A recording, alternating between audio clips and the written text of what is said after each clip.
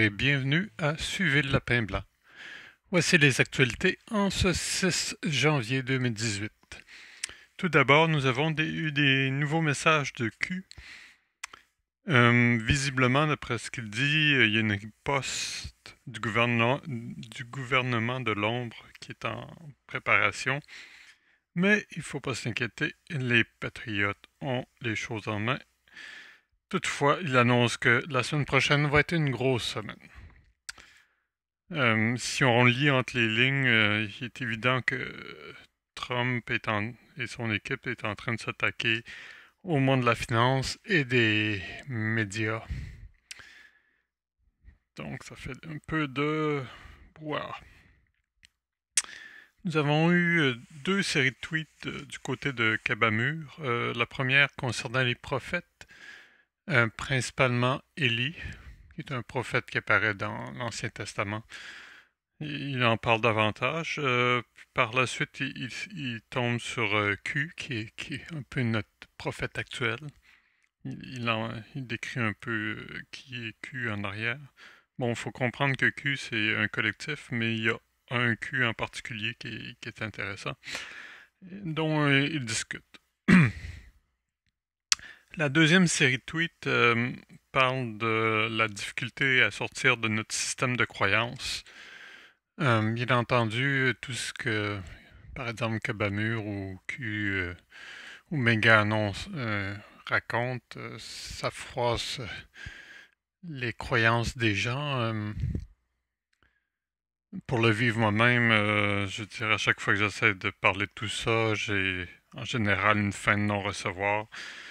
Il y a beaucoup de difficultés à sortir les gens de leur zone de confort et de parler de tout ça. Mais j'espère qu'éventuellement, ça va finir par percer. J'essaie toujours de trouver des nouvelles stratégies. Mais c'est pas évident. Enfin, c'est une série de tweets intéressants aussi. Et la conclusion un peu, c'est que si on est capable d'interroger notre système de croyances, ben, ça nous mène vers la liberté, parce que sinon on reste prisonnier de ce qui nous a été inculqué et de nos croyances qui sont possiblement fausses. Du côté de Méga-Anon, il n'y a pas eu de nouveau message récemment, mais j'avais pas eu le temps de les traiter hier. Donc, il y a eu... elle a expliqué beaucoup sur Bannon, sur les attaques aussi contre Trump, contre tous ceux qui ébranlaient un peu le pouvoir établi. Entre autres, il y a Rose McGowan qui avait mené un peu la campagne MeToo qui était assez virulente contre Harvey Weinstein. Et il y a eu tout un mouvement d'attaque contre elle qui était organisée. Elle en parle un peu en arrière-plan, qui était derrière ça.